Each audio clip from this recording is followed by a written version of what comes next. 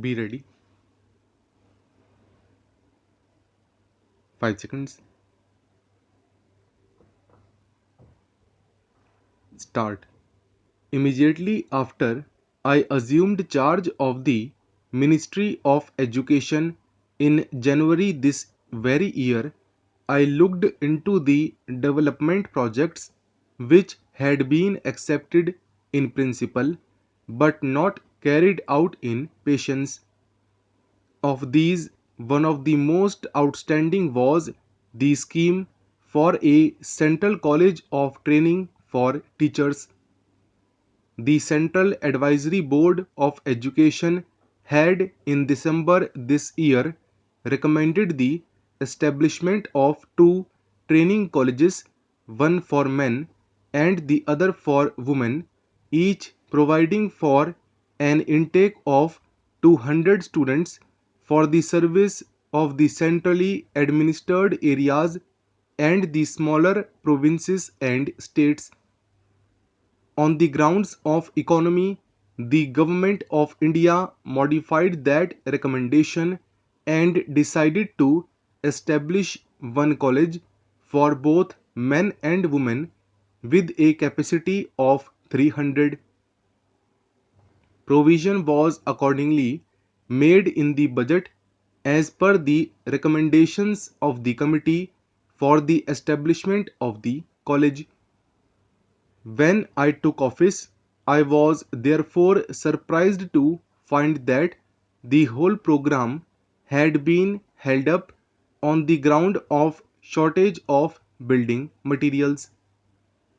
I was aware of the difficulties in securing steel and cement and other equipment, and I could understand the delay in the implementation of the building program.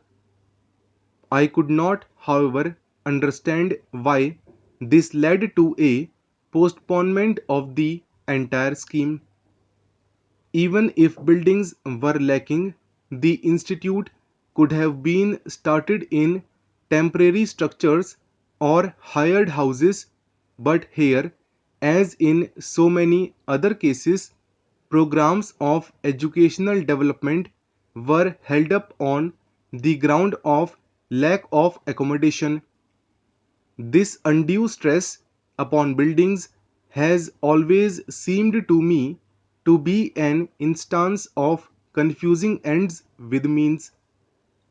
Buildings are only a means of which the end is education, and yet it seemed to me that many of our educational planners were so engrossed with building projects that they could not think of carrying on educational work in their absence.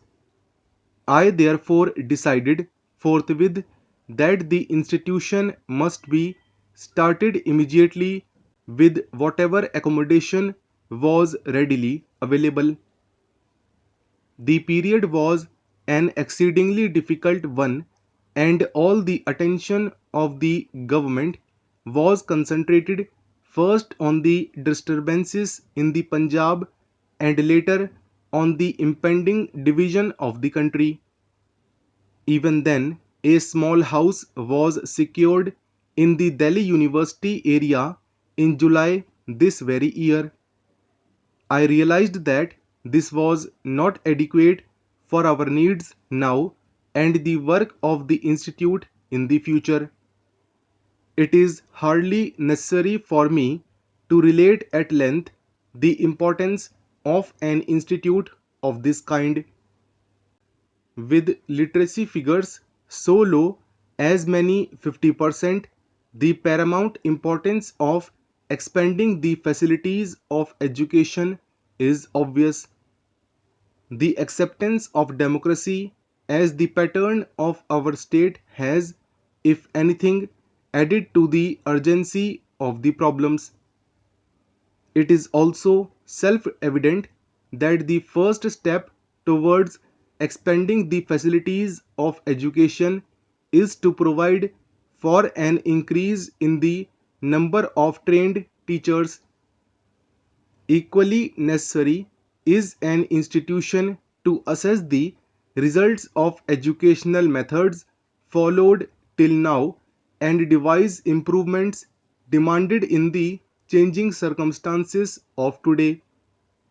It will be noticed that the institution which was started in December this very year was the Central Institute of Education and not the Training College which had originally been planned in 1944 and 1945. This meant not merely a change in nomenclature, but a considerable expansion in the purpose and functions of the institution. I felt that changes were necessary in two directions. First, it should not be merely a college for training teachers, but also an institution for research in the fields of education. Secondly, its services should not be restricted to the centrally administered areas but should extend to the whole of India. The Central Institute will therefore both train teachers for higher and secondary schools and also carry on research on the problems of basic and secondary education. The stage at which a child should be introduced to a craft as distinct from activity, the relative emphasis on craft and academic subjects and their correlation, the production of a new type of school literature to bring out the social functions of all human activity, the degree of abstraction possible in the earlier stages of education, the stage at which there may be some bifurcation between academic subjects and crafts, the grouping of children according to aptitude, taste, and ability, the place of art in the school curriculum. These are only a few of the many problems which arise out of a new conception of basic education and require constant and careful study in a research institution. There are also problems relating to adult education which demand fresh and careful scrutiny. It is a commonplace that the methods which are suitable for children cannot, without modification, be applied to adults.